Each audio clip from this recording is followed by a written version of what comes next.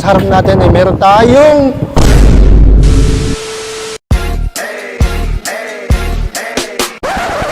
So yun na nga mga ka-positive, no? Magandang araw sa inyo. It's me, Papa Dex. Today, nandito tayo ngayon sa KVB Tejero, no? At syempre, meron tayong i-highlights na pyesa. Going back mga ka-positive, no? Ayan, gaya nga ng sabi ko sa inyo. Again, nandito ako ngayon sa KVB Tejero. Ito na nga, nasa harap ko na yung binabanggit ko sa inyong available na pyesa dito sa KVB.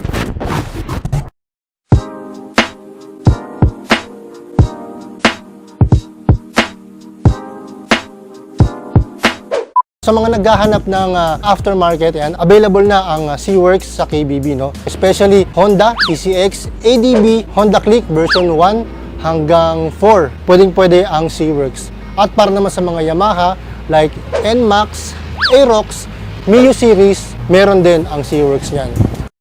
Meron silang belt, center spring, clutch spring, flyball, pulley, at ito, madalas to, yung CKP sensor, no? Meron din silang TPS sensor, clutch assembly, yung buo na, bearing, at ito, yung madalas, no? Lalong-lalo na sa mga Honda Click version 1, 2, hanggang 3, no? Yung kanyang fuel filter, no?